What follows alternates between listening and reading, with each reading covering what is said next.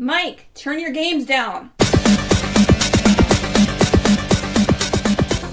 Hi, we're to another movie episode of Games My Mom Found.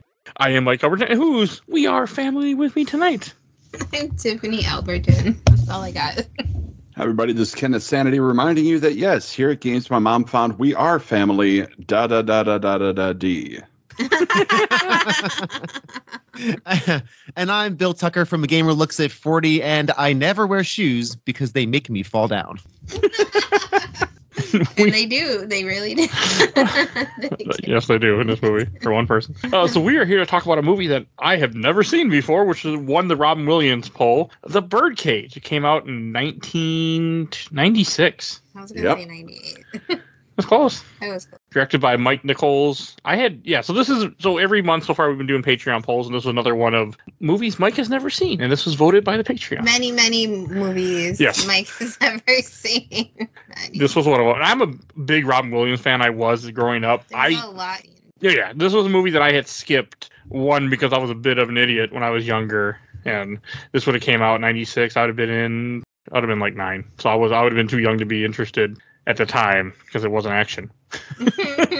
But I feel as a 35-year-old or 34-year-old, hell I am, I appreciate this 34. I appreciate this movie a lot more. I don't remember when I saw it though. I would have been like 14 or something. Yeah, but I was also a bit of a bigot, I think, too. So there's that too. Mm-hmm. When I was young, I grew up in that kind of era and people. Bill, what is your history of this movie? So I have seen this movie dozens and dozens of times, and I don't know why. There's periods of my life that are fuzzy, and this is one of those. I believe my first serious girlfriend was a huge fan of this movie. I remember very distinctly watching this over and over at her place on this very small TV, and there's a lot of. Yeah, I just remember watching this a ton. I almost didn't have to watch this movie for this episode, but I did just to refamiliarize myself. And so, yeah, I've seen this dozens of times, and it's very quotable. The quote I opened with, my sister and I still make that joke. It's my favorite line in the movie. If I text my sister right now, I never wear shoes because she will text back, they make me fall down. I think it was like her Facebook profile set or something for a while. Like it is like one of our code quotes for the two of us. So I've seen this movie dozens and dozens of times. I almost busted out my digital video disc copy, as I like to do for this show when I have the opportunity. But then I saw it and I realized it was one of those really old DVDs that were two-sided. Yep. Oh. Remember the two-sided? One side was 16:9 aspect ratio. The other one's 4:3 full screen. Yo, one of those things. And it's ours was too. Wait, and ours was too? Yeah. Oh. You just weren't there when I took it out of the case, put it in the PS4. I just didn't even notice it. Yeah. But I decided rather than just really struggling with what side goes where in the PS5 and how it's up and down, and I just spent the Mike $4. figured it out. You could have figured it out. You know what? I chose convenience and not a horrible video quality picture, because I'm sure those early DVDs, the encoding was not wonderful on them. So I'm sure. No. Yeah. Yes. I had a funny feeling that this antiquated double-sided DVD, now I decided to just go modern and donate $4 to the ever-growing Amazon slush fund. So Amazon appreciated it. Jeff Yeah. Bezos was very happy with you. They did it. They could care less about my $4. But you know what? I didn't want to deal with playing with that DVD. Jeff Bezos appreciated the $3.50 you gave him, with the 50 cents going to the rest of his employees. He appreciated it. Probably not that Not far too far off. Yeah. And Ken, what is your history with this movie? Oh, man. So as the token old here, I actually saw this in the theater. I remember how big of a deal this movie was when it came out. And it really might not seem like it, but if you were there, everybody saw this. Like, everybody. All my friends went to go see it. Like, I grew up in Kenosha, Wisconsin, so it's not exactly a liberal haven. It's weird how you say that. That's so strange. Mike says that too. It's the Wisconsin problem. Yeah. But it's weird because, like, everybody saw this. And I was in high school when this came out. I was 16. I just turned 16 the month before this came out, actually. And yeah, it was a wonderful movie. It's a movie that I too have watched dozens of times. I can almost recite it from memory. But I also watched this one today just to kick the cobwebs off because it's been like a year since I watched it last, I think. Okay. The only real history I had is I knew that my mom had saw this movie at some point either in theaters or she had made a comment that I wouldn't like it, but I don't remember what. I'm assuming I was a kid. Well, yeah, a kid would have been like, okay, especially Kid Mike. So but that's all I know of. No, at 9 years old, you wouldn't have liked it. No, and even then I was a teenager, so. And the way that I grew up with the way that my way people were, and I mean, I'm from Wisconsin too, and there's a lot of people that are not very liberal in Milwaukee when I grew up. What are you talking about? So I was kind of in the same boat. I wasn't as liberal as I am now. So I had never seen the movie. I heard, Robin Williams plays a gay guy. Okay, I'm not interested. And that's what Kid Mike thought, and that's what I had thought for way too long. So I was like, okay, sure, we'll watch this movie. And I came into it unsure, and I kept laughing a lot during this movie. There's so many good aspects about this movie. Nathan Lane is amazing. Gene Hackman plays his part so well. Yeah, no, he was hilarious. They all were. We can't forget the transcendent Diane Wiest, of course. Yes. I always forget her name, though, for some reason. Who's Diane Wiest? The mom. She was the one that plays the mom, Louise Keeley. Yeah. The mom or the wife of the senator. Didn't they call Barbara Barbie the first time you introduced to her? Yes. Yep. So that this threw me off. Topical the day we're recording it. Yeah, Barbie just came out at the time we're recording. So that it was odd too, but also that when she said Barbie, the first thing that popped in my head, you can appreciate this, Ken, was Barbie from Sandman. First thing that popped in my head. I didn't mean to. It wasn't Barbie. I'm like, Sandman? What? I don't know why that came in my head, to be honest with you, but that's what. Is that why you ordered more Sandman? Yeah, actually, yes. You weirdo. I started thinking about Sandman. I should order more volumes of that book. Yes, you should. And I did, by the way. He's a weirdo. So, and that was part of it. But, that's just one of the things that. And also, whenever I see the actors, I always think of Ally McBeal, and I thought that was her real name for a long time. It's not. Hold on, she was from Ally. I never watched it, but I saw the commercials back in the day, in the 90s. But then I was like, Supergirl, the boss. That clicked too. That clicked sooner than Ally McBeal did. She and Harrison Ford were also an item for a long time, too. Yes, and she's much younger than Harrison Ford. Well, in this movie, she's older than Dan Futterman, who plays her fiance. Is she? She's 30 in this movie, and Dan Futterman's like 27. She's 15. Yeah. She ages well. Always has. She always ages. Yeah, because she looked really young in this movie. I would not have thought she was 30 at the time of this movie. No. Yeah. She could have played in Clueless for all I care. But there's no way that guy was 20. They're supposed to be 20 and 18. Come on now. Yeah. Come on. He's in his second job in his career. He's not interning anywhere, that guy. No, he's already slept his way to the top of one company and fell back down, and now he's over. Yeah, he's like the second act. He's at the middle of his second act of his short story life, so he's not. Yeah.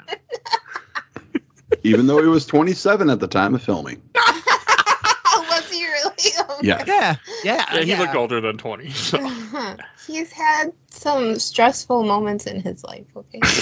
I didn't recognize that actor, but of course I recognize Robin Williams, Gene Hackman. I forgot the guy that plays Robin Williams. Nathan Lane. Yes, I recognized him too from movies. Yeah, he was also Timon from The Lion King. Timon and Pumbaa. He was one of the brothers in the best live-action cartoon movie ever made, Mouse Hunt. I never saw that. Uh-oh.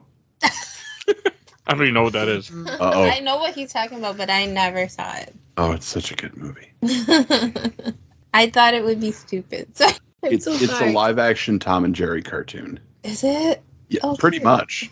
Okay. Bill, have you seen Mouse Hunt? I have not seen Mouse Hunt. Oh my God.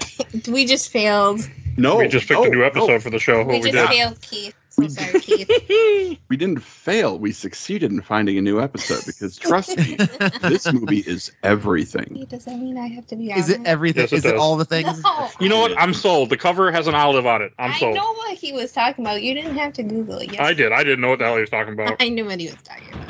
Okay. I guess I found another movie for some point for us to cover on the show. And wasn't Nathan Lane into producers as well at some point? So, yeah. Yes, so, yeah. he was. Both in the movie and on Broadway. Yep.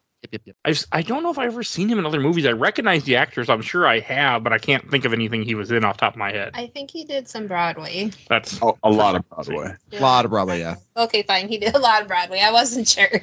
But they also have this really cool thing called IMDb that you can look up actors and be like, oh my God, where do I know them from? Or Wikipedia, that works as well. Yeah.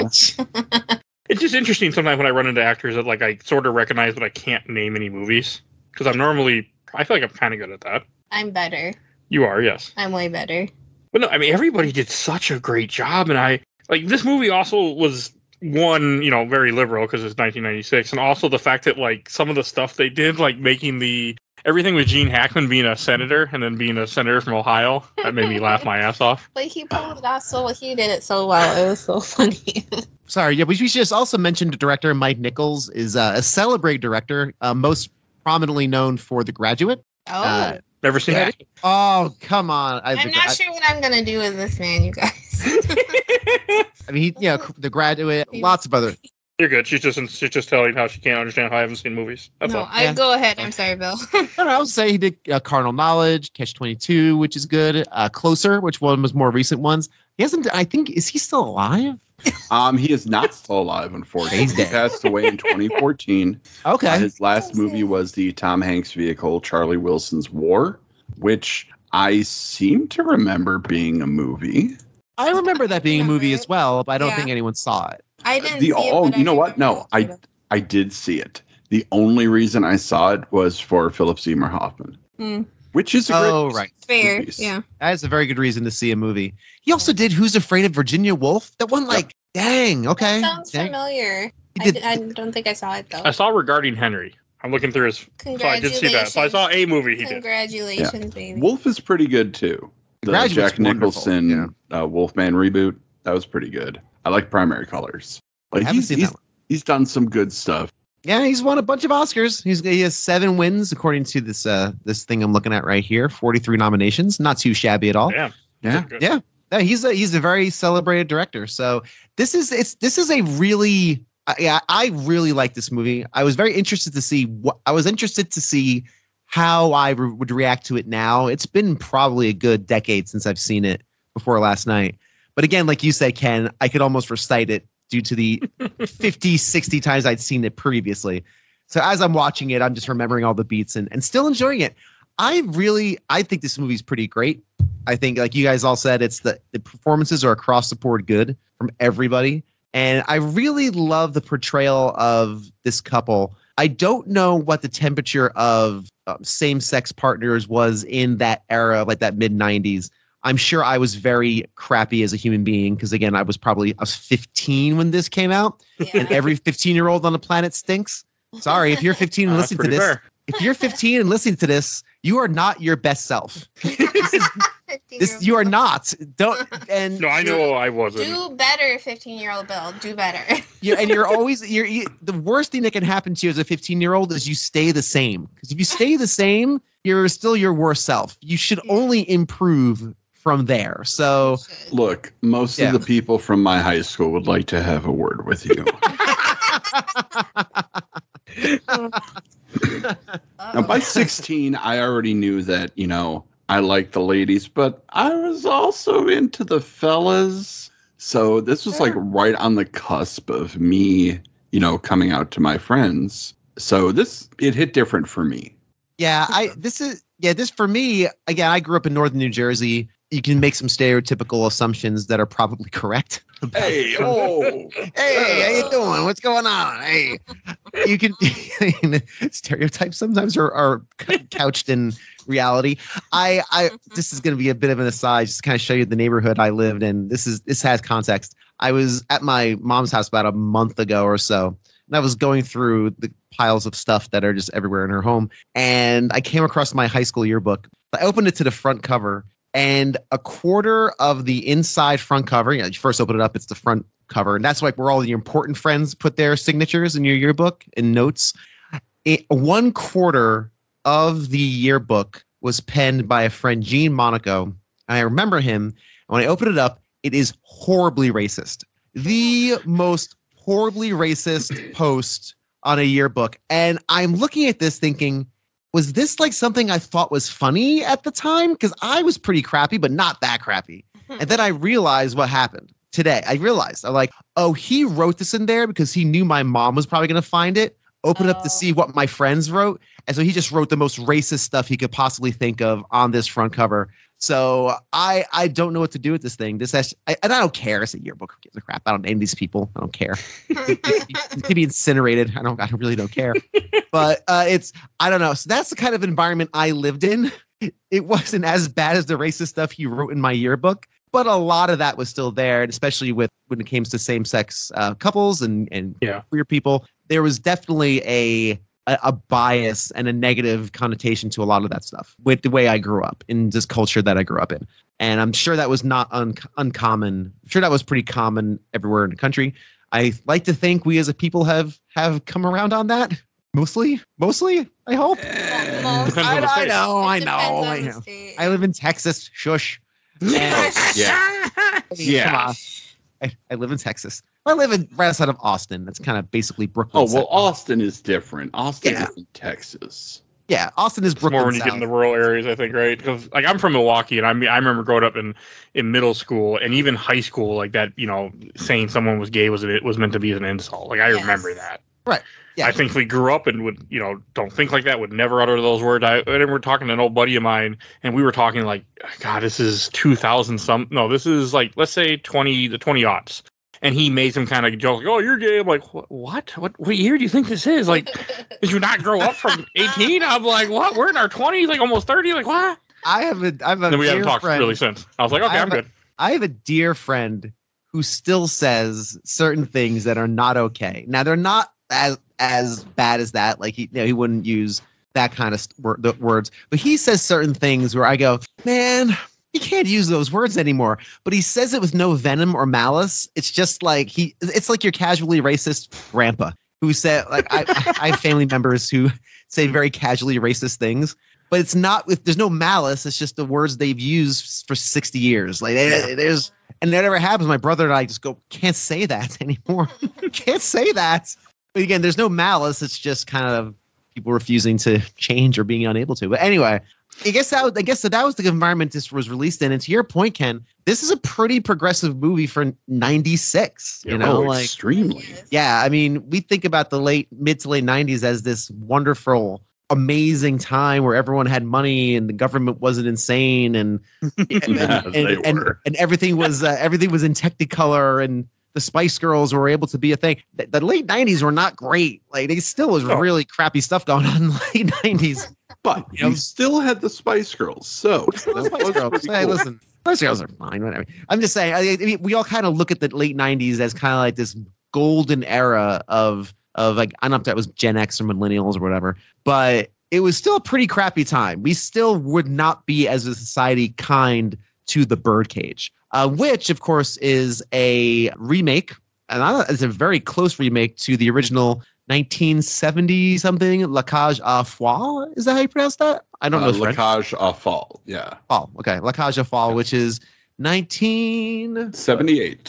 78, based off of a play. Yep, stage play that became a musical, became a Broadway musical, that eventually became a movie. Now all that needs to happen is the Birdcage needs to be turned into a musical, and we can come full circle. That's I am there for that. I am there for all of that. I was looking through some scenes. I've seen the French movie. Again, when I was watching this like crazy, I did see the French movie. It didn't translate because it's in French and subtitled. It's good, also though. A bit meaner. Is it? I don't remember. I was looking at a couple clips before this recording, and some of the lines are even line for line. Like, it's very similar to what Mike Nichols did, not even just in concept. But is it meaner though? That I didn't catch. There's a little bit more mean-spiritedness in the conservatives than there is in this one. Because French conservatives are the fucking worst. It's France. I love the conservative humor in this. The part when Gene Hackman's on the phone talking about the senator he working with, he's like, he died in whose bed did he die in? He died in a prostitute's bed, and she's a minor, and she's black. And I'm just laughing through that. I'm like, this is hilarious. Like, I gotta say something about that. The line, your money's on the dresser chocolate, that's my line that I used to use all the time with my friends. Like, Bill had the shoes on the making them fall down. I had the your money's on the dresser chocolate. And So good. I love that. That's so good. That was just hilarious, and it even, I mean, it felt like it really rang true even in today's world, like, you know, idiots like that you hear about it with some center, you know, saying this and that, and it turns out, oh wait, they're doing the exact same thing that, you know, even worse than what they're preaching about. yeah, it's like all of the ultra-right politicians who get caught up in the gay scandals that are campaigning against the, you know, everything homosexual. And it's something that still hits now. Like, even in the mid-90s, this was a thing that happened. And this was after the OJ trial. Like, so much had happened in the 90s. Hey, they make a joke. Don't they make a joke about the OJ trial in this too? Yeah, that National Enquirer reporter ended up gaining a lot of weight since the OJ trial. Okay, that's what it was. Oh. Yep. I know it was something about that. I mean, again, you know, time and place. I mean, that would have been a big thing in the 90s. It was. I was young. I didn't care. So. Yeah. We watched it on TV at school. Yep. Man, your teachers were lazy. Like, oh, when this the is- verdict came back, a kid ran down the hall going, "The juice is loose." I remember this vividly. Oh, God. I was like, "Oh, okay." There was one line early-ish in this movie that really kind of hit me, that I respected a lot and made me appreciate this movie, realizing like how, you know, it's a funny comedy, but also like the more important to what they were saying. Robin Williams is, you know, because his son comes there and his son wants him to, you know, lie and say that he's married to this woman, that he's not a gay guy. And he makes a comment where it's like, it took me, I think it was like 20 years to accept who I am. I'm not going to change it now. Mm-hmm. Mhm. And that really was powerful. I mean, it's like, you know, it really makes sense. And you have everything that a man like that would have went through in the 80s with the AIDS crisis and all that. Like, you know, to show like in the 90s, you know, they were starting where they, you know, he could be himself. And I thought that was really cool. It was a really powerful moment in this comedy movie that's supposed to be, you know, lots of jokes and stupidity and dick statues all over the place There at the was time. lots of jokes. There was. That is one thing that I really love about this movie, is that it's not afraid to be a little sentimental at times. Hmm. And like, you would think they didn't play it all for just pure comedy. No. There's some very emotional beats in here, and it makes it better. I think this movie did a lot for just showing a gay couple as a couple that just happens to be two guys. Yep. Yeah. Like, And they go through the same stuff all the time. And I think it's a very good portrayal of an older love, of a seasoned relationship, because they clearly annoy each other to no end. Oh, They know God. each Just- other just so well. You can because tell they know each other well. Exactly. They know each other's rhythms. You know, Robin Williams knows his partner's beats and how he is and the why way she's he being gets dramatic and how they get dramatic. He knows that. And so when things happen, like for the beginning, when Starina refuses to go on, he's heard this 1,000 times. And he just knows that it's going to require that she just needs the attention and just wants to be fawned upon as a star, so I can prepare. But I love that because it's a very lived-in relationship, and I think just to be again in the era that this came out, that was pretty progressive as well. Yeah. Another thing too is that this movie really avoids the traditional affectations of a gay couple, where Robin Williams, you know, obviously a gay man in the movie, doesn't, I don't want to say come off gay in the stereotypical way. You know, I think a lot of the modern media falls into that trap as well, where, you know, the certain, again, stereotypical affectations of a gay man. It doesn't have to be the case. I've known plenty of gay people that, you know, don't have that kind of, again, stereotypical way about them. So I think that was actually really cool too, that they avoided that. And again, like you say, Ken, they're just a couple, and that disappears into the background of this, which is really great. Like, this movie won awards from GLAAD Oh, really? at the time. Yeah. It was his first SAG award too. I know that, but that's cool. It won GLAAD award. Yeah, they praised it for, quote, going beyond the stereotypes to see the character's depth and humanity. The film celebrates differences and points out the outrageousness of hiding those differences. Yeah. Which is It's pretty dope. Yeah, it is. This is like a classic farce Is that kind of how I? Yeah. Yes. and it's great. It's a great farce. It's excellent at that. And but it has again a little more of that emotional weight to sustain it. I think it's an excellent movie. I really love it. I was so glad I watched it last night. It kind of brightened my day. It really did. Brighten I was having a fine day, but it just made it a little better. It was just a lot. It's a lot of fun. It was, and I mean that's also surprising. There was a very small scene in the beginning that made me laugh my ass off. Where when he goes into the kitchen and you see some guy drop like a meat and then pick it back up, put it back on the plate. He just turns around like he didn't see nothing.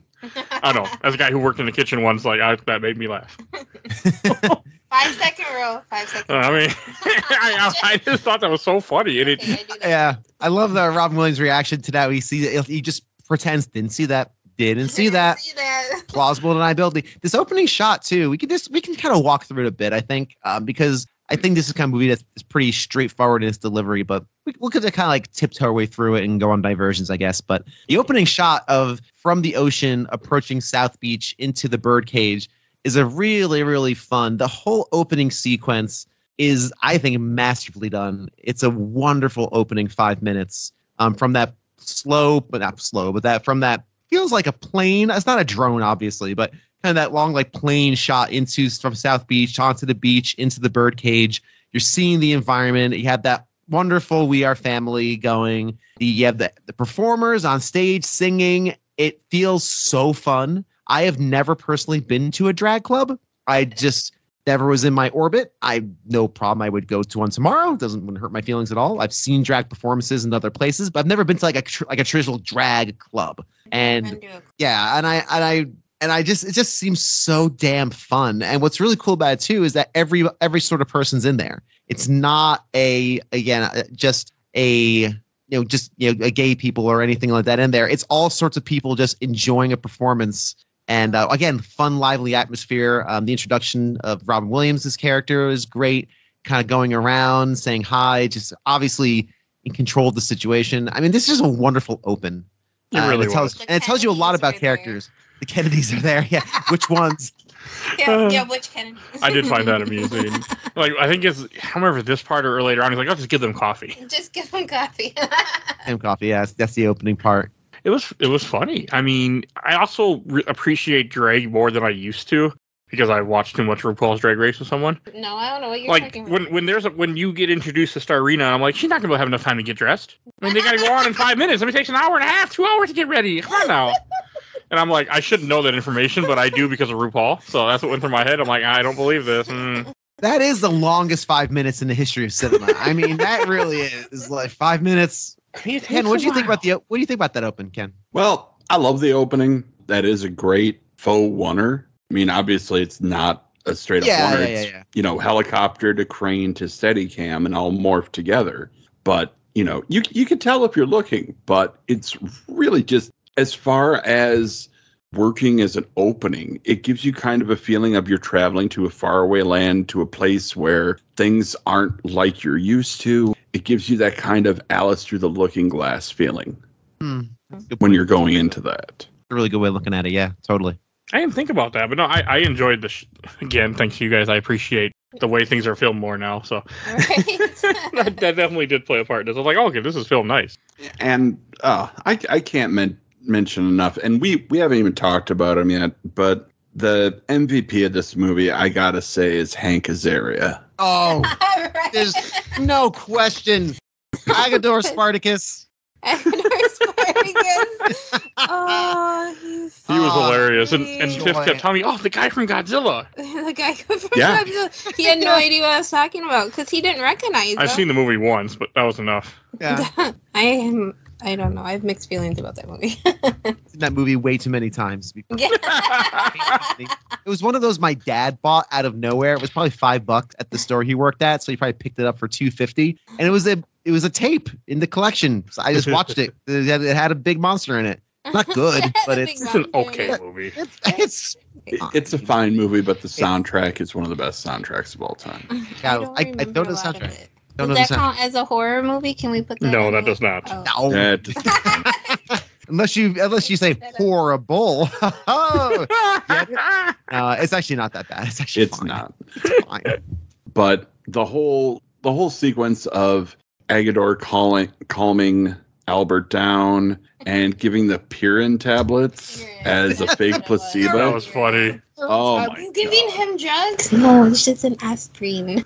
It's an aspirin with the A and the Z scraped off. It's just an aspirin. What I love about his character is that he's obviously, you know, he's there, you know, I'm not a butler, I guess a housekeeper, or just kind of, I guess that's the best way of putting it, like what housekeeper. What does he really do? He just flits around in like shorts and does stuff. Does he cook for He's them? like a housekeeper. Because he's clearly He not can't a cook. We saw that real fast. Does he Originally, shop for them? he originally was just going to be Starina's dresser, Oh. But we're like, But- oh, that makes much more sense.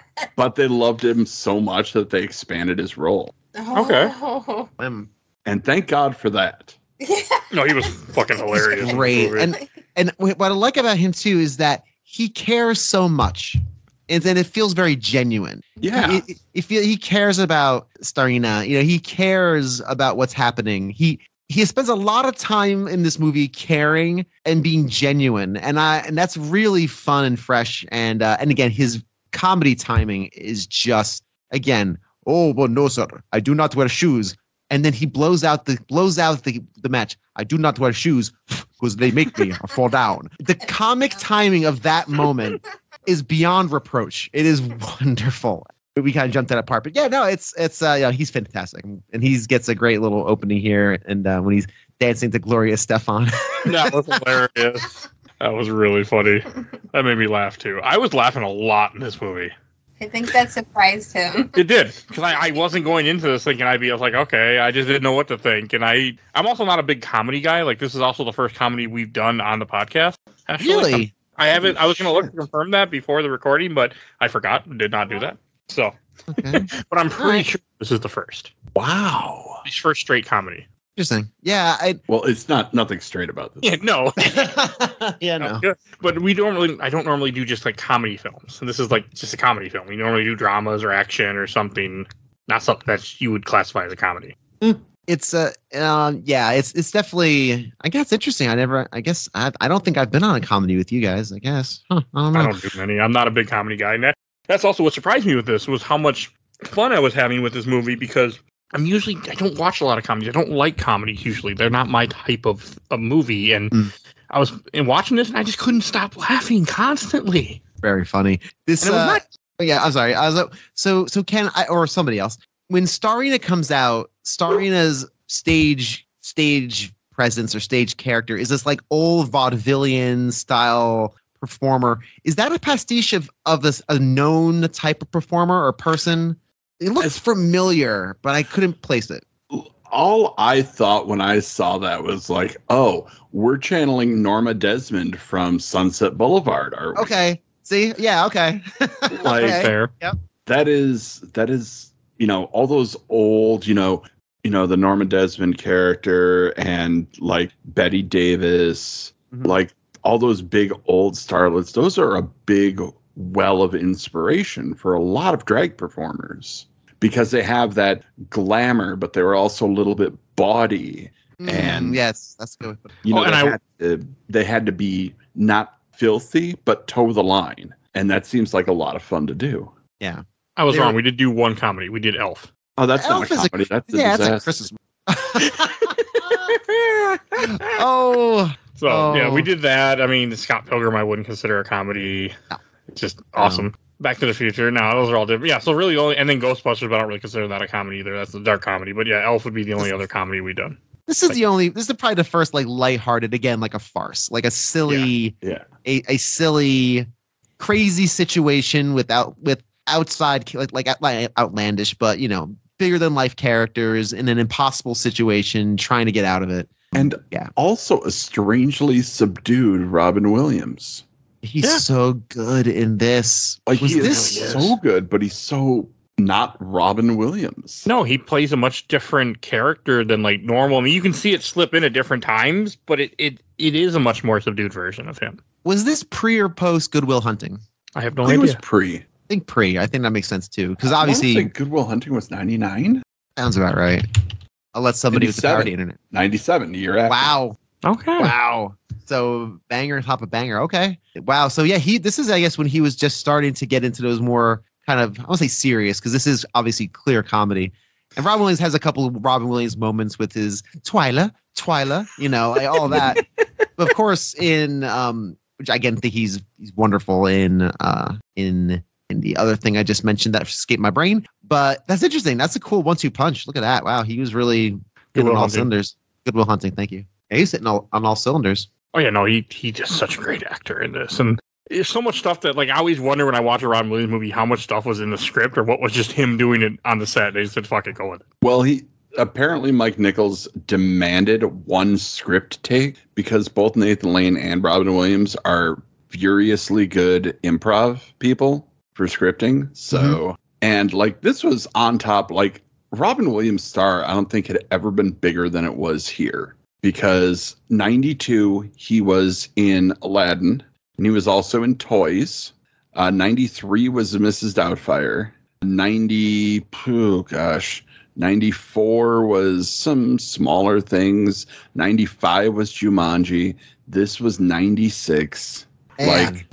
He just had a run. I mean, you didn't even mention the wonderful Hook from 91.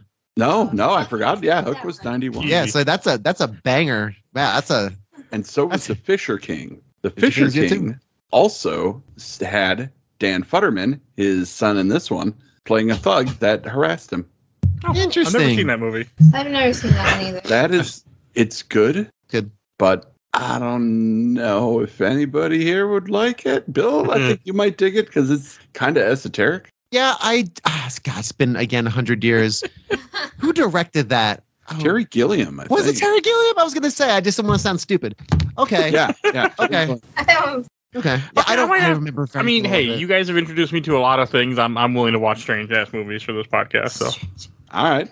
You know that. Well, I tried, but 1 Hour Photo didn't win. We'll still do it anyway. So I would have done that one. It's going to happen anyway. I like that movie. Some of the stuff I put on a poll is going to happen no matter what. Just nobody wanted to do a night. So nobody wanted to do Night Listener. That's apparently not. So I need more patrons to vote. I know it's only the people who are on the show that actually vote. They are. Yes, there's a few others, but yes.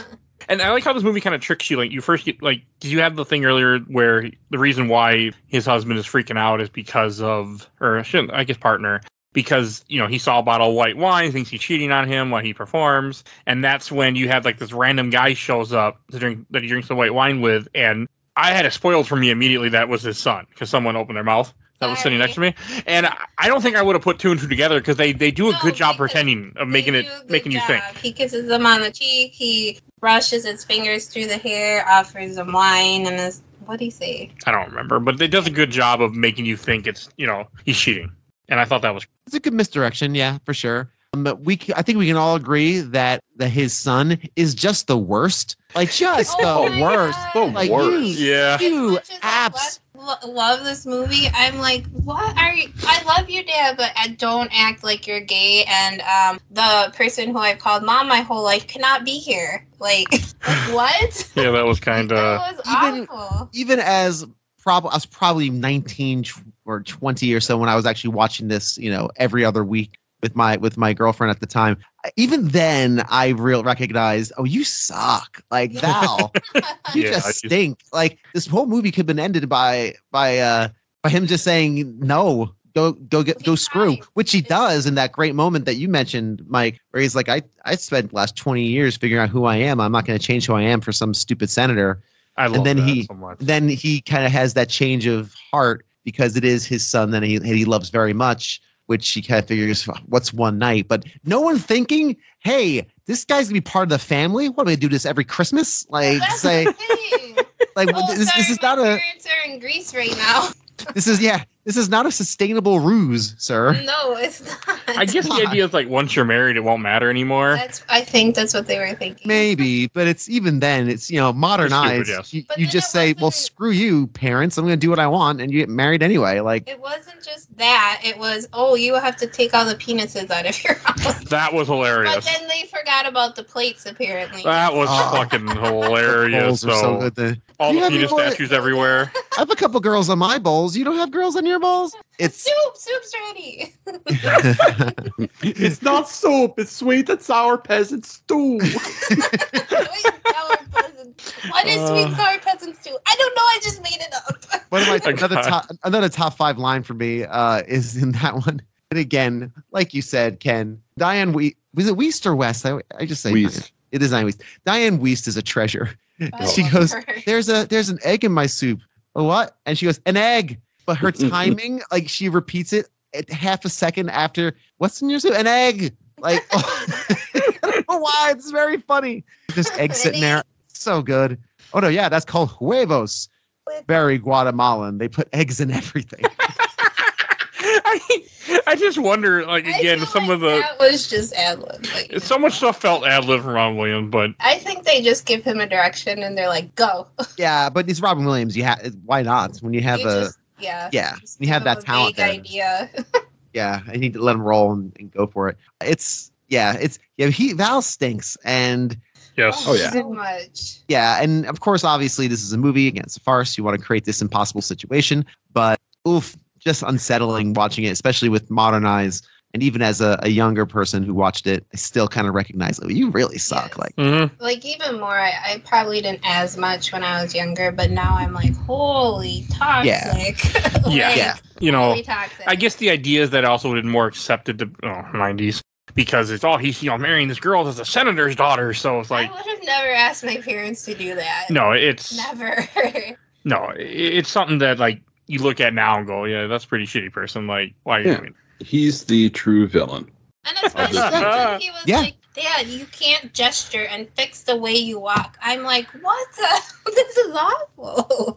And we have to hide Albert. Yeah, like that's not easy to hide a person, No. especially a very Dramatic. yes, very emotional, dramatic person. Oh. Like, and then it's right after this when you get introduced to Gene Hackman, Barbie, and that family, and I think that's when you have the whole senator thing happens, where the senator's found dead that we were talking about earlier. Still so fucking hilarious. Who's The best first thing. question? Whose bed was he found in? I love that. He knew. He knew. Well, yeah, again, it's so funny. He's part of like the moral code or something that he was supposed to be saying. Yeah, I thought that. what was the name of that commission? is the Coalition for Moral Order, That's what it was. which is such a government name for a thing. That is such a government ass name Yes. for a government ass thing. Yeah, And the that funny is thing is, like it Nazi felt like 2.0. easily Yeah, happen really. now. Easily. Some Yeah. senator would be like, oh, we can't do this. Like, let's say someone in Florida. I could see someone in Florida saying that. And like, oh, look, guess what? He was with a minor. So that didn't seem that far off. Everything was so hilarious with that. And the way Gene Hackman did his performance in this movie was so good. So what was the thing with the candy? Was he like, he kept saying, give me a piece of candy. And That was like his nervous, kind of like when he's Okay. his anxious anxiety, his kind of like just saying he needed to suck on something. yeah, maybe. I think it was more of like I just need sweets because I'm Robin anxious and I'm Williams could help him panicking. out with that. Yeah, panic eating. I guess I don't know, but yeah, I need some candy. I was just wondering because at one point doesn't he like take it out of the garbage? Yeah. He takes it out of the garbage. Yeah, because she's throwing away all his candy because clearly he's anxious all the time. All the time he eats too much candy. And then this is when the movie cuts back to, all of a sudden my brain is Robin Williams' partner. Can't think of Albert when he's shopping at the market. And I just love, like, that actor does such a good job playing this part. Just the way he moves and everything. Like, it's so good. When the schmeckin' beckons. And I like the fact that as he's going through the marketplace, everyone's friendly. Everyone knows him. He's just one of the people, the regular shop. Again, this is a very progressive thing for 96 to treat them again as just people in an environment that happens to be gay, and nobody except for Val is concerned about them, and the senator's not concerned because he doesn't even know who they are yet. The only person that's really in this movie that's really concerned with their sexuality is the person who should be the least concerned, which is the guy that grew up as them as his parents. Senator Keeley. Senator Keeley is a politician. He doesn't believe anything. He's a politician. He doesn't necessarily believe everything he says anyway. He's just trying to get votes for his state that he's in, right? And it is Ohio, which made me laugh because Ohio still is a conservative Who state. was that? So Where they were looking. yeah, it was a conservative state in the 90s. It's still a conservative state. So I just thought that was funny too. Mhm. I don't know. It amused me, and it was also amusing that it was Ohio, not like a Texas or another state that you would consider more Republican. They needed to go from cold to hot. Yeah, good point. Okay. I mean, like even the first, like some of the early parts, because you have like this is around the time where you have them talking about the marriage, and then Barbie's like, or we're senators, they're like, oh, we're gonna announce this marriage, and we're gonna go, meet the family and have dinner, and then that will help take the press away from the fact that the senator was a pedophile. So I found like the stuff with that was just hilarious. Like when they catch him climbing down the ladder and start interviewing him, that was funny as hell. I laughed hard. And Diane Weiss is so good as basically the person who holds this thing together politically. Yeah. He's just there to say words, clearly read from scripts. He's terrible off the cuff, as you see on the ladder. Which, let's be honest, who would be really thing. Yeah. Yeah, he does the Nixon thing. She's clearly behind the scenes keeping things together politically for that family. So she's very good in that role. I wonder if the peace signs are in the script or he just did it, because nothing screams "I'm not a crook" than someone going peace sign, say "I'm not guilty, I didn't do it, here peace." Like it. I mean, everybody. I feel like when you see that someone do that, especially a politician that's being saying their dudes, that's what's gonna pop in your head immediately is Nixon. That's all. I just laughed my ass off at that part. So I'm like, it's a good one, movie, good one. Ken, any thoughts to that? Well, I mean, not more than what's already been said. Like, trust me, no, I am still here, but Please pay attention. That's not going to go away now. No, here, a forever key, and I think I might call Bill Bob now. That's fine. And it's around this time that you have Val telling them that they're coming for dinner, and that's when you have, like, we got to, make Albert disappear. Albert's going to be the uncle or stuff like that. And then I liked his pink socks, though. Why can't a man wear pink socks? A man can, in my opinion, just fine, especially in 2023. Nobody would think anything, but I feel like the 90s would have been much more... I guess so. I mean, I remember dumb shit that, like, I wouldn't do, or the things people would... Because 96, I don't think I would have been in middle school yet. I can't remember. I would have been 11, maybe that's middle school. But the dumb shit people would say to each other, and, like, the things you'd be judged upon, like, that completely fits 96. I'm like, oh, you got pink socks on. Oh, like, I can see that. I mean, stupid, but yes. Yeah, it still happens. It still happens, yeah, obviously today. As far as socks go, I love bizarre, strange socks. I do not, and I repeat, I do not own a pair of just black socks. I refuse. That's all I own. I don't own a single pair of black socks. I'm at a funeral. I have maybe a less outlandish, like, herringbone that I'll put on, perhaps. I love strange. I have probably maybe 50 to 60 pairs of bizarre socks. Can I start doing that for you? No. I just own everything. I have socks that had my dog's name on them and face. It wasn't, but it was a Pekingese dog's socks. I have socks. I have my worker monkey socks, which is like a chimpanzee in a suit with a bunch of red staplers surrounding it on, I guess, a blue background. I have all sorts of I have a few video game themed socks, of course. I love strange socks. I don't own anything I don't own a pair of black socks. I actually had, because for a while, my mom would get me like socks because I like socks. Give me if you're stuck on a gift, get me weird socks. That's like kind of my thing. Just get me some. If you find the stupidest pair of socks you can find, I'm into it. Send them. But for some reason, she didn't get the part where I say stupid or fun, so she would just give me black socks. And then one day, this is probably like maybe 6 or 7 years ago, I look underneath the bed and I have a bag full of black socks that were never worn. I threw them out.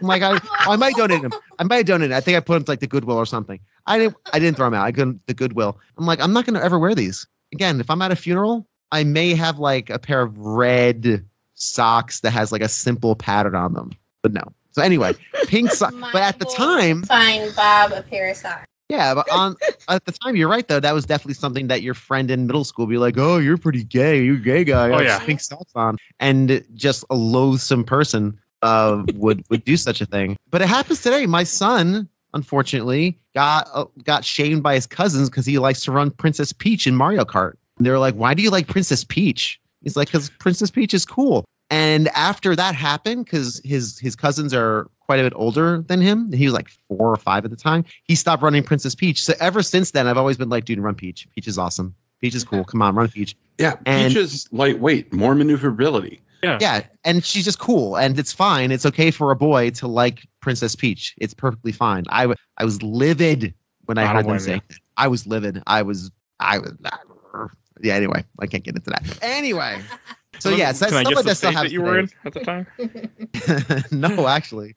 Because I know 2 of the states you have lived in, and both of them can fit. Well, they are. Yes, they were originally from the Lone Star State, but it's surprising to come. But it's honestly surprising from the family that they are in, because it's, you know, again, they're Austinites. They should not be thinking like that. Especially in freaking Mario Kart. Like, come on, people. Who cares? I mean, I get like, oh, how dare you play as a girl? But I mean, to be honest, Peach is one of the better drivers. Yeah, yeah, he's one of the better ones. Better at sport. I mean, to be fair, at the time we're recording this, the current 3-point champion in NBA, or not NBA, yeah, is a woman. She scored the highest points ever, which was Stephen Curry. Our only winning team in Minnesota is the women's basketball team. They go to championships almost every year. What about the Vikings? The Vikings can't beat shit. No, they can't. They can't. And Mike is still a fan. Sort of. And the Wild are pretty average. Yeah, always. They were good when they started, and now they've gone woo. And then the next scene that you have the family, the Republican family, driving from Ohio to Florida, which is, there were a couple funny scenes with this. Like, I could feel like he knew he was being followed at one point, because Gene Hackman just like turned the wheel really fast to get on an exit. Yeah. So I'm assuming like he realized that, you know, this guy's following us. Like, this car has been here way too long. Again, career politician. I'm sure he's seen it all before. So yeah, trying to shake the tail, and he is unsuccessful in doing so. You got to do more than that to shake a tail, so pretty sure. And in the meantime, they're trying to basically uproot their lives just for one dinner party with the Keeleys, hiding all the penis statues. It was so funny, though. They're everywhere. Putting up like moose heads and crucifixes. Okay, that's fine. Putting up moose heads and crucifixes. Oh, that crucifix. crucifix. For the moose head. Oof. But we're bringing it back tomorrow. That was funny. The moose head was funny. The crucifix was hilarious. And you have all the drag queens that are like doing stuff that was my favorite. I know. One of the best lines in that entire scene. Look, don't add, just subtract. But then the crucifix comes up during the dinner party when Keely's like, all I see here, not a lot of fancy books on the shelves, just a cross. And a whole bunch of good family feeling. And he's like, yeah. Dang. And then she's like, oh, you got the whole Nancy Drew collection. It just fit. Remember when they got the cross? He's like, and they threw in these books for free. That's what those books were.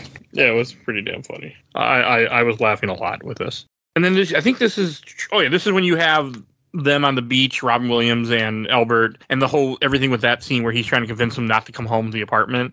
I mean, they did a good job of it. And the way that, like, you know, he keeps faking it. He's like, oh, I hurt my leg. Oh, I hurt my knee. Oh, I hurt my arm. Oh, don't go to the apartment. And then, like, how upset Albert, and rightfully, Albert gets the apartment and finds out, like, the whole place is just, everything is missing. We've been robbed. And they took all our statues. The ones with the penises. It's definitely, it was powerful, too, in itself, like, how upset Albert was, and he was all right. Like, what they were doing was wrong. And it was good. Like, here's like someone that's a family member, like, oh, you got to disappear because they don't like gay people, like, and you can't play off. Like, it was just. That was the worst part about the whole movie. The overall. Yeah, but it was this powerful moment too. Yeah. And then like they started to kind of like they're trying to do it, but they're also trying to like incorporate him. Like, oh, you're gonna be the uncle, and then you have them go in the diner and him trying to teach him how to walk, and like there was some funny stuff with it, but it did feel 90s.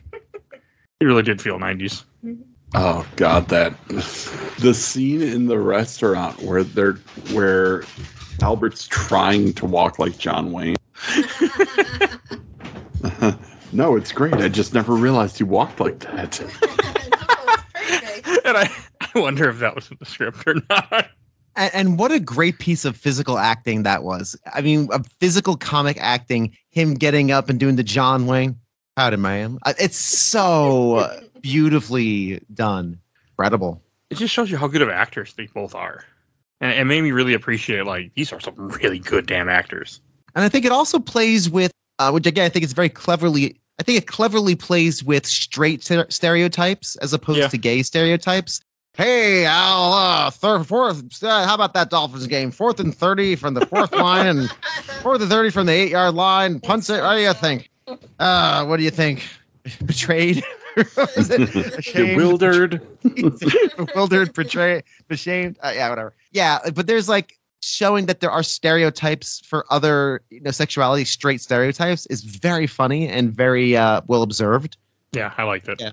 And I did like the stuff when they go to meet Val's mom. Like, I thought that was interesting. I also really like that actress. So I could think about with Big Bang Theory, though. She's the mother of Leonard in that.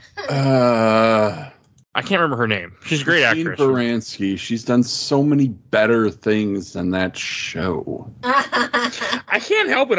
I unfortunately am a big fan of that show now. You're welcome. Which I'm not okay with, but I watched it 3 times all the way through. So You're welcome. that's why. But no, I completely agree with you, Ken. I'm sure she must have done much better things in that show. That's unfortunately where I knew her from. She has. She's a really good actress. Yes, very good. She was great in Chicago. She was great in Addams Family Values. Also, Nathan Lane was great in Addams Family Values. Oh, I forgot they were both in that. We need to get you to watch. It's impressive how many movies we have named in this podcast that Mike has never seen. I'm telling you guys, we need to help him. Unbelievable. Intervention right here and now. What's wrong? I mean, that's what the podcast is doing. How many movies you look at what I've been doing this whole year, and in general. Pretty much watching movies you haven't. Is that what you've been doing? Yeah, Back to the Future 2, Back to the Future 1. You never saw those. No, I never did. Oh, So, to give you examples. But yeah, no, I'm always working on that. there is something wrong. I know. I just really like the whole when he's at the at the club at her office and whatever the hell she does. They never really explain. I was curious. I think she's a fitness person. Okay. Yeah, she runs a series of gyms, I think. Okay. Yeah. I liked all that where he just leaves Albert outside in the lobby, and then when Albert finally comes in, she has her hand down his shirt. You feel that hair? It wasn't there before. That was hilarious. I like the blonde secretary reading Nietzsche. I don't know. I know. That was my That was favorite. very funny little beat. Yeah, I yeah, very good. Very, I was very. like, is she reading Nietzsche? And Mike was like, yep. Mm-hmm. Why not? Everybody loves Why the Nietzsche. heck not? And I found it funny that Albert just leaves, takes the car and goes, and you can't really drive. And Ron was like, yep, probably left the parking brake on and drove it, 20 miles an hour. all the way back. Oh, And then he asked for his toothbrush. that was hilarious, though. Like, everything with that. Like, it all made sense. Like, he comes, he's already upset to begin with, and then all of a sudden he thinks his partner's cheating on him. Like, it all made sense. It was hilarious, though. Yeah, his reactions are oversized, but they're not unwarranted. No, right. Given the lack of information and how much crap is being done to him. Like, he is being manipulated horribly in this whole situation. So again, I think maybe as a younger person, I might have looked at it as like, oh wow, he's really just taking this all too much. But oh boy, he's clearly someone who's sensitive, right? Yeah. He's a sensitive person. And he's now being told basically, you're not good enough to meet the parents of my son's future wife. You need to hide you. You can't just be Uncle Al. Yeah, because the Uncle Al son that basically you helped raised. Raised him. Like, you raised this kid, your little piglet. You raised your little piglet, and now your little piglet's like, hey, Al, sorry. You hide in like a closet for 4 or 5 hours. Literally hide in a closet. Just hide in a closet for 4 hours and then come back out. We'll just pretend you're not there. And I mean, I don't know if his reactions were over the top because I don't know if I'd be crying, but I'd be pissed. his reactions You'd be are pissed. his reactions are very genuine to like a very dramatic person. Yes. I know where I'm not I'd wanted. be throwing stuff. I'd be like, fuck you. Yep, all that sounds true. I've seen you very angry. Yeah, the day before our wedding. A few times, but oh yeah, no, he wouldn't be a nice. We'll say that. But no, like, getting the toothbrush was hilarious. Like, it's in a little velvet pouch. He's like, I came back for my toothbrush. Here's your toothbrush, Miss Albert. That's why there's nothing out in Las Cruces other than as much as cemeteries. That's why I'm packing light. Like, it's so dramatic. I need to brush my teeth in the grave. But again, his emotions and his hurt is extremely warranted. Yeah. It's just his reactions to those, the way he expresses those emotions and deals with it are very funny and very theatrical. Yeah. And well, he does perform on stage every night, so I mean, he Yeah. Probably takes a little bit of that with him. Oh yeah, for sure. And it felt so good. And like and how real it felt when Robin Williams' character goes and follows him to the bus station and has him sign that wasn't a prenup. What was it? Palimony. So I had no idea there was such a thing. They kept saying palimony. I had to Google it. I was like, I don't know what this is. What is this word? They're just making it up. Is it a real thing? Yeah, it's like you pay alimony to a person you're not married to. Okay. If you break up. Interesting. That's what palimony is. Would it have same-sex marriage been legal in 96? That doesn't mean No, I don't think so. Okay. Oh, I don't think so at all. I mean, that was a not in Florida.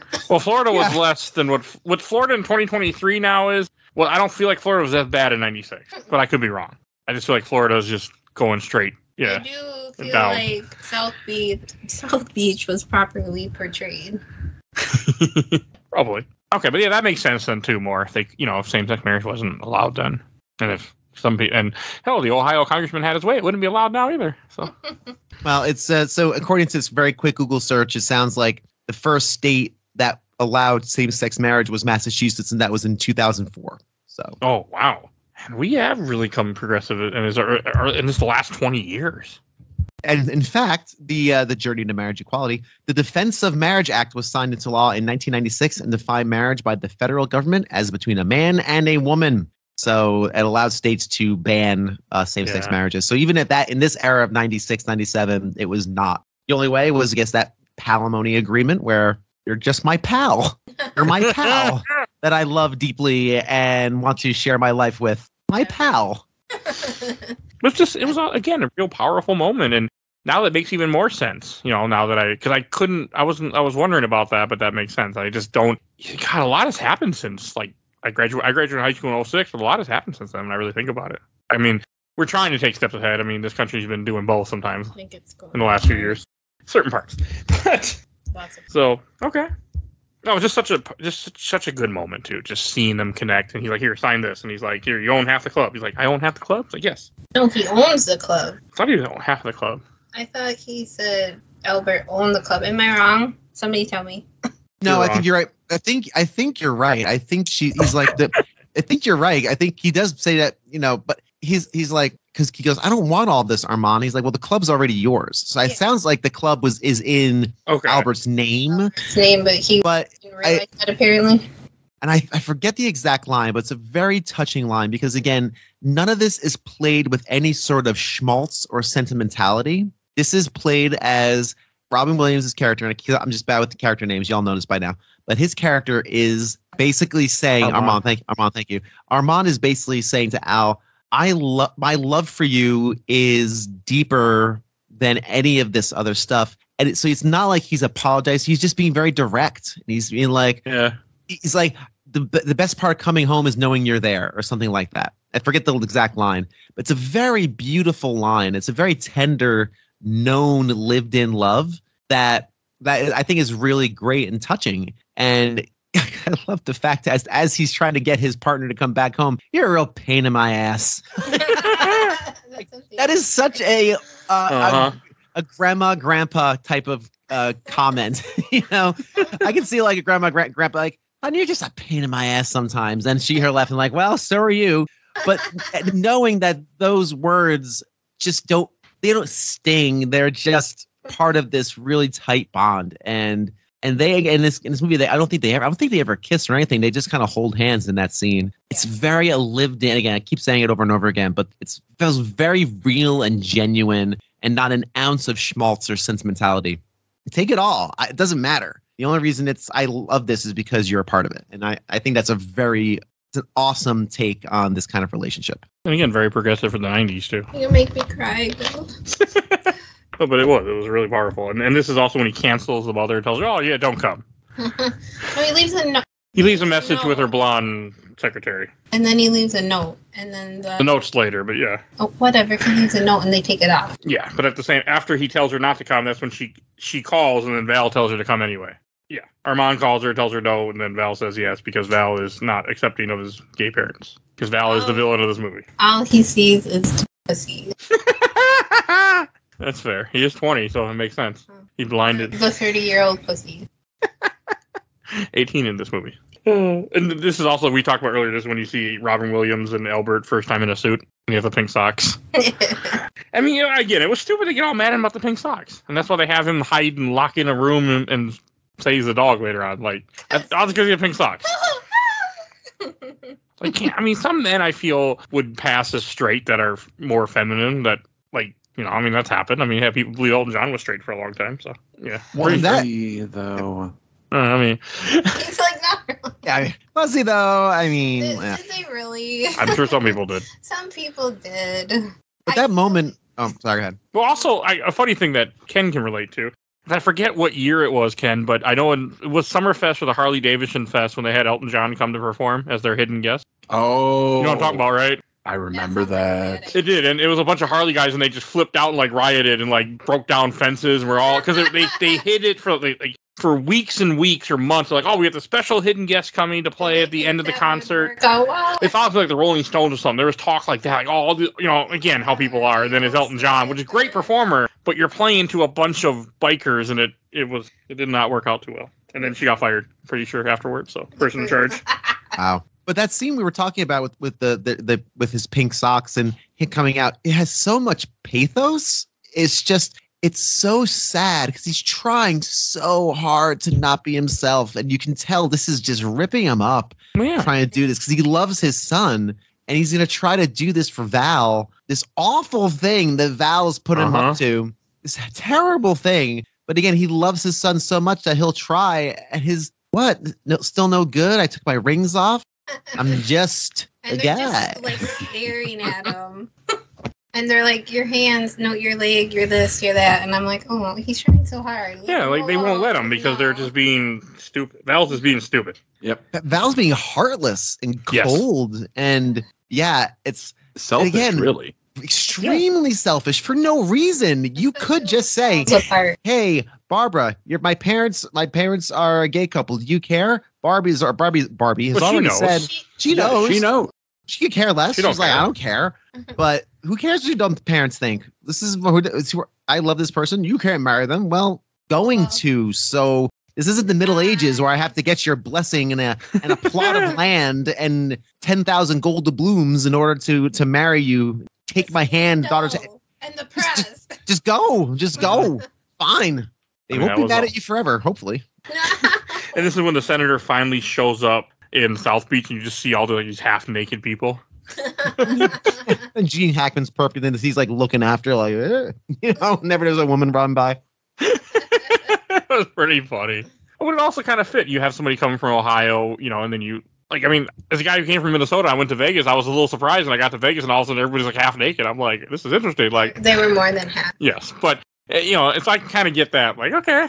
But I'm also not flat out naked. Yes. It was fun. Vegas was fun. That's kind of reminded me of was Vegas. And then you finally have them get to the house and get to the dinner, and they like the whole introduction where they sit. I guess that was a coffee table. I was very confused when they first sit down at the table. I'm like, is this guy did they hide the rest of the furniture and just left a freaking weird coffee table that doesn't fit? That was the only table they could find. I don't know. It was strange to me, and the way they talked is chairs, funny too. Oh, those chairs were beautiful. Yeah, they're gorgeous chairs. You're right. They look like thrones. They're all really cool thrones. Yeah, actually, little mini thrones. I feel like that kind of like a sitting area, like a pre-meal area where you sit and talk. Again, close quarters. I also suspect that's probably for the filmmaking, so they can get the shot of the both sides on this between this little barrier that's figuratively and literally between the two families. The two couples. Yeah, so I think that's probably more for shot than anything else, but. You're right. It's a little dinky coffee table, and it seems very, very Baroque. It is not a warm, comforting environment. It's actually commented on by the senator's wife. Like, oh, this is a vacation house, huh?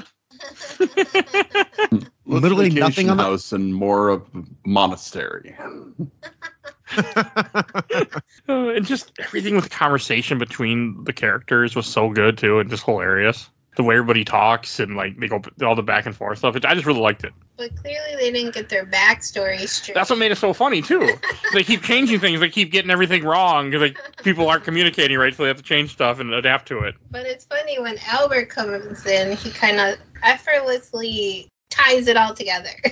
Oh god, when he comes out dressed in drag, I'm really not even drag. When he comes up dressed as the mother, I should say. Oh god, that was fucking That's just how he hilarious. dresses, I think. It was fucking hilarious. Like, My and I love how favorite they have Gene Hackman's character just kind of like really like talking to, She's just a small town gal. Yeah, and it's just so funny because it's like the idea is that you have a character who would have hated, when he would not be happy what he's doing. Yeah. And it's just, I thought that was hilarious what they were going for.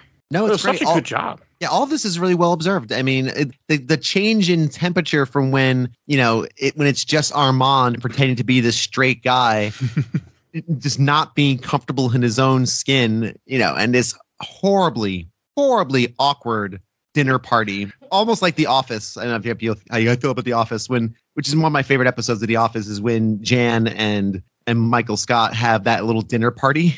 This horribly cringy dinner party when they show up, and it's wonderful scene. It's a wonderful moment, but this feels very similar in just this cringe is going on about the Purple Mountain's majesty and the foliage changing as they go from Virginia to New blah blah blah, and it's this just painful drivel that we've all sat through at some point in our lives. It's so good. And again, as a farce will do, it just continues devolving. The situation gets more and more ridiculous through the comedy of errors. It's very well observed. And until, of course, Albert shows up, as he should have done before, as an actual wife. Yes. And channeling just this classic, style of woman.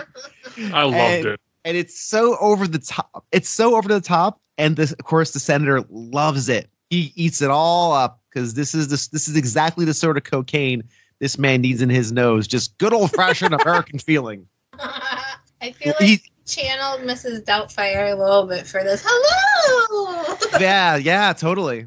Was Mrs. Doubtfire already out at this time? Yeah. Mrs. Doubtfire had come out like a year or two before. The interesting thing is that later Nathan Lane said, I was apparently channeling my grandmother with that voice.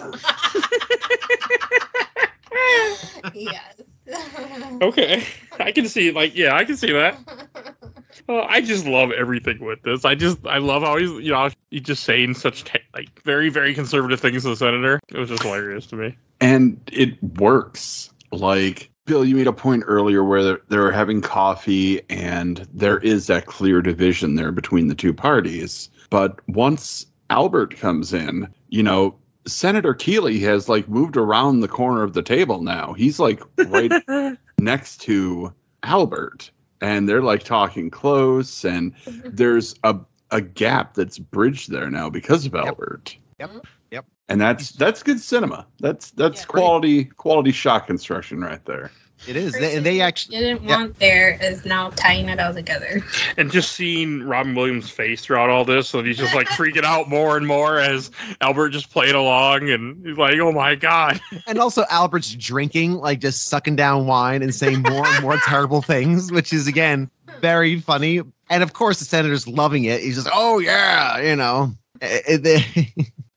oh God, the abortion line. I was just thinking it. I was hoping we were going to talk about that.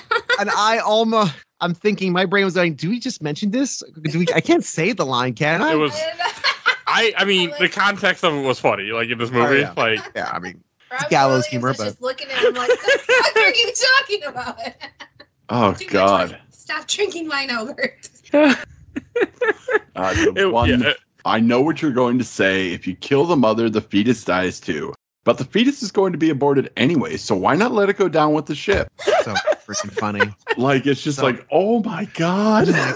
I mean, again, it also proves how stupid the whole concept of how people think is in general with this. And I love that's what made it so great. But that's what, again, this is one of those classic family dinner party things where you walk out of the room for a second. The next thing you come back in, your uncles start saying, now let me tell you about affirmative action. And then you're like, oh my God, I left the room for 3 minutes and you people are already Rush Limbaughing this whole situation. What's going on? Oh, they mentioned Rush Limbaugh in this movie they too. Do. Yeah, they do. That was funny. I missed that one. May he burn in hell. So. But they also, when you're talking about how Senator Keeley gets very affectionate for Albert, they actually end up dancing. I want to dance all night. Yeah. It's great. It's so fun. Yeah, she's exactly what they needed at that point, and everything's going swimmingly except for, of course, the terrible soup. You didn't make an entree. It's a stew. It's supposed to be the entree. Oh wait, there's shrimp. Shrimps. Forgot the shrimp. Fuck the shrimp. I really wonder if that was scripted or not. And every Can't time be. he goes in Couldn't the be. kitchen, he guzzles the cooking wine. No, he's guzzling scotch. He's got Is that what he's limitless- guzzling? I thought it was cooking cheer. Oh. Yep, both he and Val are just going ham on that bottle of Glenlivet in the kitchen. Yeah, they're just knocking it. They're swapping it back and forth like drunken sailors on a 90-day cruise in the 1800s. They're just banging them back. And It was so funny because it makes sense. Like, oh God, how is this gonna end? Like, just drink some more. Fuck it. And speaking of alcohol, I just realized in the beginning of the movie, Albert accuses Armand of cheating because he only drinks red. And that entire time he's drinking white wine. He's sucking down that Chardonnay or Pinot, whatever it was. He's drinking white wine the whole time. Again, a little bit of a continuity thing. I didn't catch that. I mean, that was probably more to show how he was, being dramatic because he does drink white wine. I literally just thought of that 2 minutes. I just had that recollection. That's probably what it is. I didn't catch that. I didn't even think about that. But I bet it could just be continuity too. I don't know. I mean, it could be, but it feels more like the movie was going to show, like, yeah, he drinks white wine. He just saying things because he's upset. That could well be. And this is when Val then brings a note telling Catherine not to come upstairs, but then the reporters take the note. Which, again, leads to more hilarity. That happens very shortly.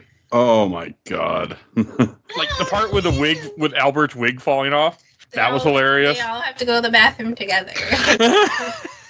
Like, could they have just sent Barbie in with her? Yeah. I'm just keep calling her Barbie. I mean, it's fine. Could have, but This Barbie didn't go to sleep and have a... God, what the hell is that name of that big monster? Her pet. Sandman. Ken knows. I can't think of the name. Martin Tenboats. Yeah, Martin Tenboat. That's what I could not stop thinking about Sandman and Barbie. I blame myself for this. Yes, I do too. I blame Ken also. Yeah, which is fair. I'll take that blame.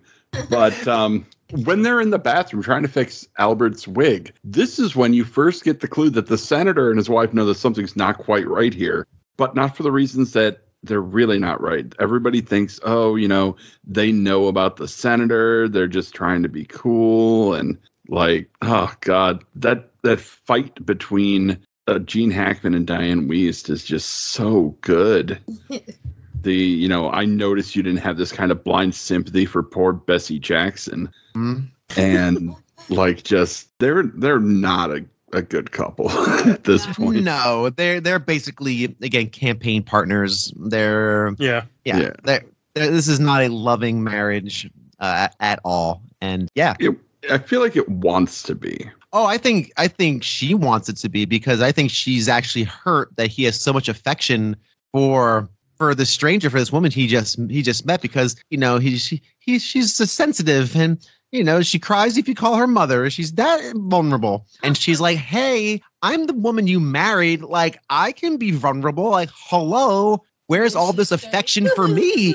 I guess I got a lot of that. Especially when, like, that line, she's like, "I know, poor Mrs. Coleman." Yeah. Oh God. And then the whole "somebody has to like me best" line. Oh my God. Jesus. Brutal. We got more dramatics now.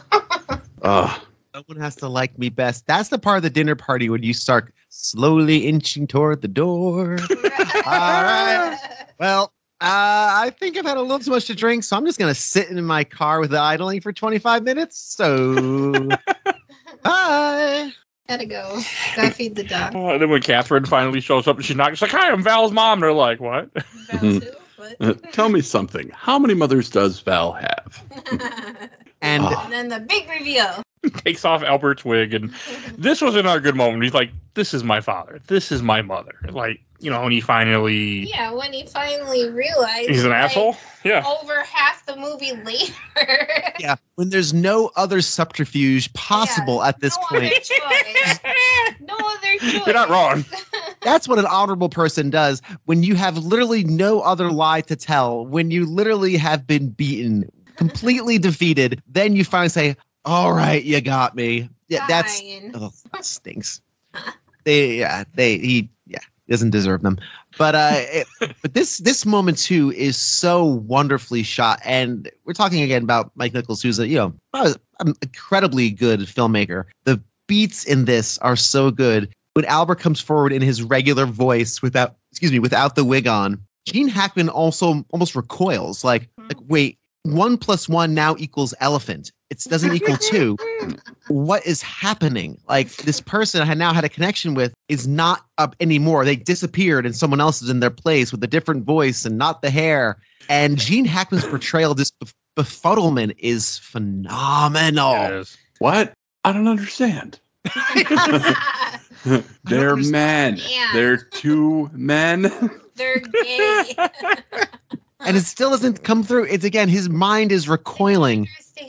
This cognitive dissonance is just firing off just bolts of lightning that are just shocking him into silence. Like, what? The unfathomable has happened, and he's just not processing this properly when his wife is already. And it's great. It's, again, beautifully observed, and Gene Hackman is extraordinarily good in this whole sequence. It's just unbelievable. And like, you don't get Gene Hackman comedy a lot, but he really should have done more comedy, honestly. He's got the skills. Oh, yeah. Yeah, he did a good He's job a in good this. straight man. Yeah, I was surprised how humorous this was and how good And this of comedic course, time it was. After this is when you get the it's time to leave, but now the press is everywhere. This is one of my favorite parts. My favorite. This was hilarious where they dressed up everybody they dress him up in drag and then they play the We Are Family again and have everybody just kind of like, they just leave out with the rest of the people. Because apparently Albert just has a one-size-fits-all dresses for everyone. I actually, honestly, that's kind of fair, but honestly, I could see him having an extensive closet, just hundreds and hundreds of costumes from the probably 20-something years performing, 30 years performing. And just I can see, it up. I can see all the wigs. My best There are other wigs. people that work there too. And I guess drag queens always have their own clothes. is that how that I works? watched too much RuPaul. They don't let you touch their stuff. I mean, Albert was very generous. You watch too much Fair. RuPaul too. But there's also a line that we kind of skipped over. It's I don't know. I find it very silly and cute. She's trying to convince Senator Keeley, I'm still the same person that was before. I still believe that we should go back to a stricter moral code. Mhm. I'm still the same person, just with one tiny difference. Well, not tiny. It's just, Yeah, the timing. it's a good line. It was so fucking funny. The timing of the delivery is just, that half-beat. Well, not tiny. Doesn't Robin Williams make a face like it's not? It's so funny. And that whole piece this is when Nathan Lane, if you haven't loved that character yet and it hasn't stolen the show, it does now, because Robin Williams is basically from the point where Albert shows up in drag as the wife to the end, basically, Robin Williams is almost invisible because he doesn't do much for the rest of the movie. It's, yeah. Most of his acting is done with his face during this part. Yeah. Because he is just elevating stages of terrified. But it's so good though. He'll come around the corner and just be petrified. He can pull it off. And then he'll return to the kitchen. Lots more ice. Lots more ice. So much ice. Cover up those naked boys you have on those bowls. And then they do finally get him out of the club. Tiffany made this comment where they get to the driver. She said something about he was gonna say something to the driver. He's like, "Oh, driver, meet me over here." And the guy's like, "Not on your life." Yeah. Lady, That's not a for $1 line million. wrong, It was freaking funny. But even in this really silly moment of them leaving, we are family and they're all dressed up and everyone's having fun. Of course, sick for Val. Val doesn't need to dress up as anything. He's just a boring white guy. So straight. Just come as you are, sir. There's a moment where Gene Hackman is in his Doris Day. I don't know what that was supposed to be, that outfit with the white hair and everything else. And his outfit, I'm trying to place the pastiche, but he's kind of bouncing, and it's like his body and his everything he has is fighting the urge to enjoy this. Like he's fighting this with all of his being to actually enjoy this little moment. He's nervous, he doesn't want to get made by the press, of course. There's something kind of fun about this, and I might be reading into the performance. I feel like there's a little part of him that's actually kind of digging it. Oh no, I 100% agree with you. And I'll tell you how you can prove it, because after he's out in the crowd, he and Barbara are talking, and he's like, I told him not to make me wear a white dress. It makes me look fat, and none of these guys want to dance with me. Oh, yeah, none of these guys want to dance with me. It's like all the insecurity comes out. All the insecurity comes out. Yeah, that's a very good point. Yeah, very good point. Yeah. It's a real fun thing. Yeah. Told him not to make me wear white. Then, of course, Albert comes up to save today in a wonderful tug. Oh, for sure. Want to dance, baby? Baby. It was good. And they both kind of like switching hands, which one's going to lead. It's really good. They were very confused. But I like Barbie when she's like, why doesn't anybody want to dance with me? I'm as pretty as all these men in here. As a guy who's watched a lot of drag shows, I get that. That pixie cut, though? Yep. Did not go unnoticed. That'll do. And I thought that was going to be the end of this movie. I was surprised when all of a sudden we had the credits playing. You have the wedding scene of them getting married with the credits. I really like it. Oh, my God. Which one's the mother? I just don't know. I don't know. Your guess is good as mine. It fit having the two sides like you're supposed to at the wedding, and one being very conservative and white. Oh, God. And the They gay were like all side. dressed in black, though. They're going Bob with Dole is gorgeous. Oh, that's what they said. That's what they said. I couldn't remember. I knew they had a mini scene, and I was like, what did they say? Oh, my God. I laughed was so great. hard at that. This was really good. This was a good ending. And there's one scene we didn't mention that I want to bring up way earlier when Armand is trying to get Albert to be more manly, and then he talks to the random guy and is like, oh, yeah, what are you going to do about it? The guy just stands up and is like way taller than Robin Williams. And then I had to Google how tall Robin Williams was. That was hilarious, too. A little part, but fucking funny. It was funny. He's like, oh, sorry. Just kidding. Yeah, just an all-around pretty funny movie. Any last things you guys want to say? Have we missed anything? Just to back up again, everything we've said, that dinner party might legitimately be one of the funniest things ever put to film, in my opinion. Like, that whole sequence is just nothing but nervous laughter and actual laughter. And it is the epitome of farcical comedy. And we really need more farces in the world. We really do. Oh yeah, I 100% agree. Yeah, it's silly, but very well crafted silliness. I think is kind of where I'd land on it, and it's great. We're kind of going to sum ups now, but I think you're all gonna know where I land on it. But it's yeah, I agree with you. I think there's definitely room in modern movies, cinema for more stuff like this. Highly agree. All right, I think we should go to Shelf Stacker Box. And Tiffany, why don't you go first? Since you're the reason this was on here. Definitely Shelf. Definitely. I kind of like right now want to watch it again. I believe that. I do. Talking about it and like reliving it in my head, I'm like, oh, I want to watch it again really bad. All right. And what about you, Ken? Oh, absolutely. It's going on the shelf for me. Like this, it's just such a joy. I had a blast watching it this morning. I just like sat down with a big bottle of water and just didn't move until it was done. Like normally I'll go out and get a snack, or like I'll get bored halfway through a movie and go have a cigarette, but nope, didn't move. Just had a blast watching this movie. Definitely Shelf. Okay. And Bill?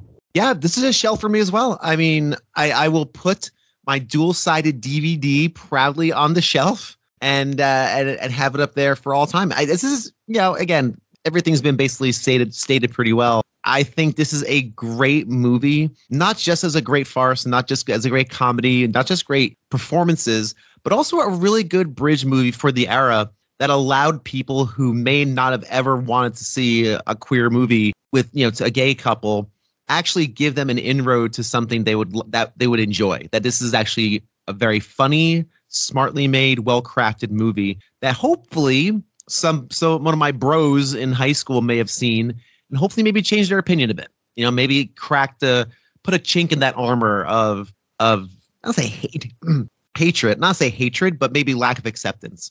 I'm like, oh wow, I kind of like that gay movie. That was actually really funny and good. And then maybe that opened a door for something. Maybe I'm being too positive, maybe, but I think this movie is a lot more than just be really good. It has a lot of those other.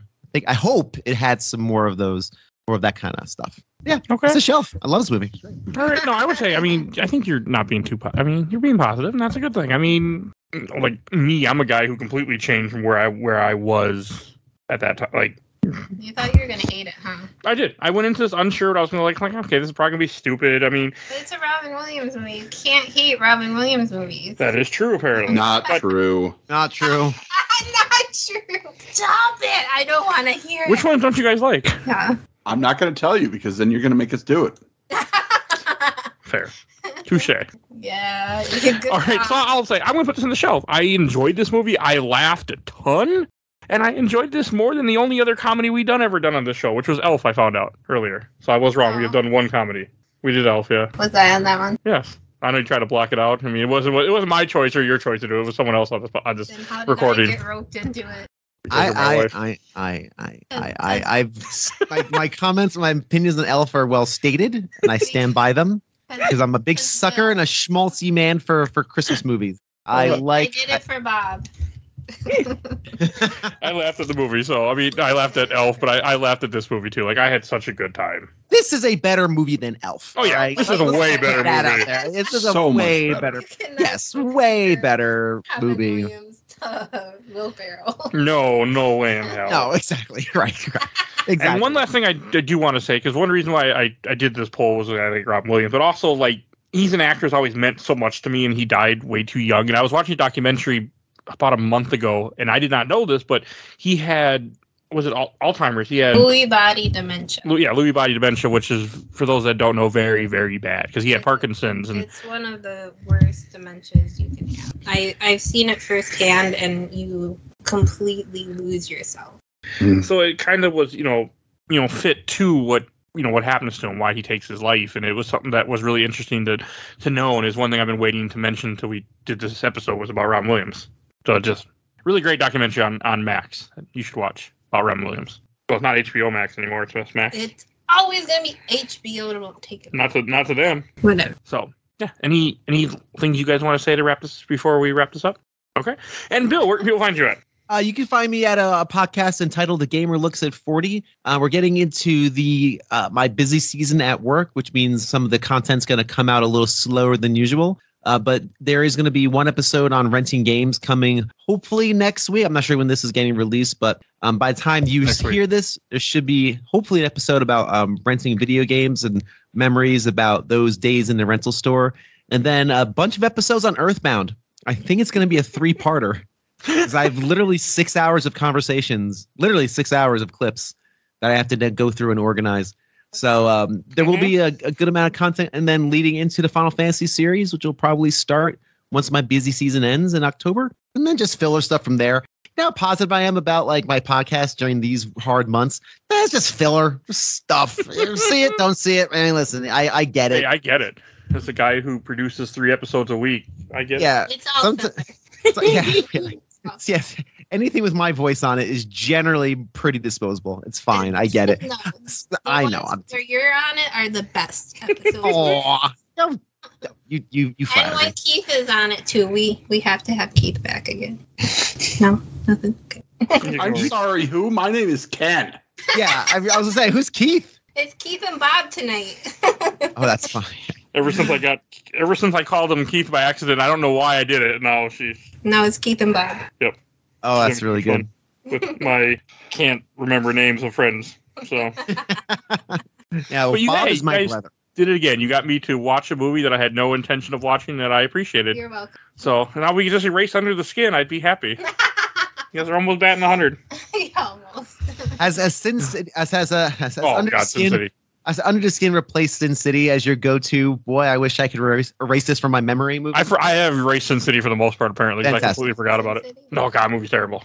Terrible. Go listen to my review, though. You should. You won't, but you should. No, I don't. All I don't do things like that. All right. And if you do want, we do a Patreon every month. So if you want to vote, our current Patreon right now is, well, the time you're hearing this, you have a few more days. Edgar Wright movies Mike has never seen. So go vote for that. You get to choose what we're going to cover. What movies? Shaun of the Dead, Hot Fuzz, Last Night in Soho. What is the subject? Edgar Wright movies Mike has never seen. I didn't hear mumbling. I can't That's okay. understand you. It'll sound good on here, I promise. Oh, I hear enough of my voice on here, so no, you still mumble.